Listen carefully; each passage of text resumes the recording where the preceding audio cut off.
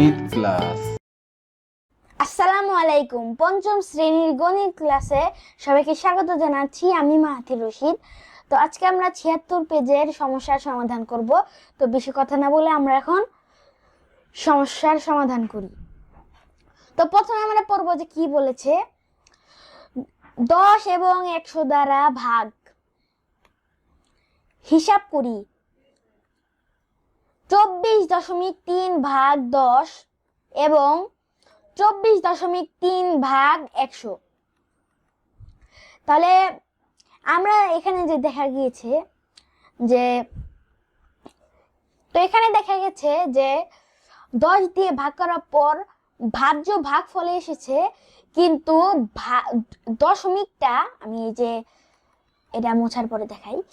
দশমিকটা এই যে দশমিকটা আছে, দশমিকটা শুধু এক ঘর বামে চলে গিয়েছে। আর এদিকে 100 দিয়ে ভাগ করার পরও কিন্তু দেখা যাচ্ছে যে ভাজ্য ভাগফলে এসেছে, কিন্তু দশমিক 2 ঘর ডানে চলে গিয়েছে, বামে চলে গিয়েছে। তো এখানে কিন্তু আমরা কিন্তু বলতে পারি যে 10 মানে যতগুলো শূন্য থাকবে ভাগ করার বেলায় তত ঘরই দশমিক বামে যাবে। মানে একের পিঠে যতগুলো শূন্য হ্যাঁ, থাকবে। একের পিঠে। আর গুণের বেলা যায় ডানে, গুণ করলে বড় হয়। ঠিক আছে, আর ডানে যায়, ভাগ করলে ছোট হয়, এজন্য বামে যায়। ডান বাম মনে রাখতে পারলেই এটা মুখোমুখি পারা যায়। হ্যাঁ, এই যে এখানে বলেছে যে 10 দ্বারা ভাগ করলে দশমিক এক ঘর বামে যাবে, আর আবার 10 দিয়ে ভাগ করলে দশমিক আরেক ঘর মানে বামে যাবে। তার মানে 100 দিয়ে ভাগ করলে দশমিক 2 ঘর বামে যাবে। 24.3 কে 1000 দ্বারা ভাগ করলে দশমিকের অবস্থান কিভাবে পরিবর্তন হয় তা শ্রেণীতে আলোচনা করি। যে তাহলে 3টা শূন্য আছে, তাহলে 3 ঘর বামে যাবে, তাহলে আছে 2 ঘর, এর জন্য শূন্য দিয়ে একটা ঘর বানিয়ে নিলাম। এরপর দশমিকটা এখানে আসবে, আর বাম পাশে ফাঁকা আসছে, তাই এই যে এখানে একটা শূন্য বসবে, মানে মোট ফলটা হবে এই যে 0.0243। আচ্ছা, গুড। আমরা এই যে নিচেরটা করি। নিচের সংখ্যাগুলোকে 10 এবং 100 দ্বারা ভাগ করো। তাহলে প্রথমে যে 2.8 কে 10 দ্বারা ভাগ করি, তাহলে দশমিক এক ঘর বামে যাবে, তাহলে বামে গেলে দশমিক এখানে আসবে, বাম পাশে ফাঁকা, এজন্য শূন্য দিয়ে ঘরটাকে পূরণ করে দিলাম। তারপরে আমরা এখন 100 দিয়ে করব, 100 দিয়ে ভাগ করব। 100 দিয়ে ভাগ করলে তাহলে 2 ঘর বামে যাবে, তাহলে আছে এক ঘর, শূন্য দিয়ে আরেকটি ঘর বানিয়ে তারপরে এখানে দশমিক দিব, আর এখানে একটা শূন্য দিয়ে পূরণ করে দিব। তারপরে 4 কে 10 দিয়ে ভাগ করব। 4 কে 10 দিয়ে ভাগ করলে এক ঘর বামে যাবে, তাহলে 0.4 হবে। আর যদি 100 দিয়ে ভাগ করি তাহলে 2 ঘর যাবে, আছে এক ঘর, শূন্য দিয়ে আরেকটি ঘর বানিয়ে দশমিক দিয়ে বাম পাশে ফাঁকা থাকলে আরেকটি শূন্য দিয়ে পূরণ করে দিব। 20.3 কে আমরা এখন 10 দিয়ে ভাগ করব। তাহলে 10 দিয়ে ভাগ করলে এক ঘর বামে যাবে, তাহলে 2.03। আর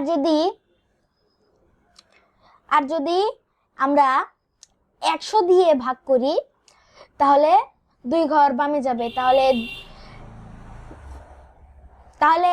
আমরা যদি 100 দিয়ে ভাগ করি তাহলে 2 ঘর বামে যাবে, তাহলে 1 2 এখানে দশমিকটা যাবে, আর বাম পাশে ফাঁকা আছে, তাই একটা শূন্য দিয়ে ঘরটাকে পূরণ করে দিব।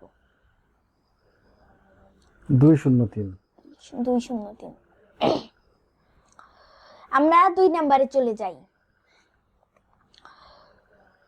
36.4 সংখ্যাটিকে কোন সংখ্যা দ্বারা ভাগ করলে নিচের সংখ্যাগুলো পাওয়া যাবে?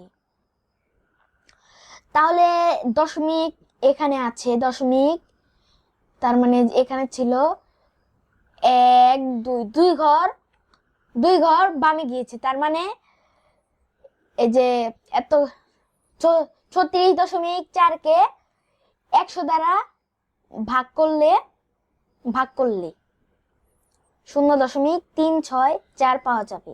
গুড। তাহলে দশমিক এখানে ছিল, তাহলে দশমিক এখানে ছিল এক ঘর গিয়েছে, তার মানে 100 দ্বারা ভাগ করলে না 10 দ্বারা ভাগ করলে 10 দ্বারা 36.4 কে ভাগ করলে 3.46 পাওয়া যায়। তাহলে এক ঘর বামে যাবেন, তাহলে 0.245 সমান, তার মানে শূন্য, এই যে আর এক ঘর বামে যাবে, একটা শূন্য এক ঘর বামে যাবে, তাহলে এক ঘর বামে গেলে যে 3, এই যে এত হয়, আর বাম পাশে খালি রয়েছে এর জন্য একটা শূন্য দিব।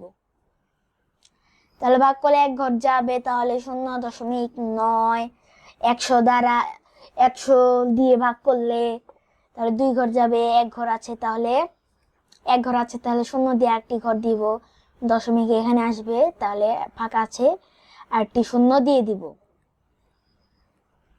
তাহলে 100 দিয়ে এই করলে এক ঘর আছে, শূন্য দিয়ে একটি ঘর দিলাম, দশমিক এখানে আসবে, তার মানে 0.003।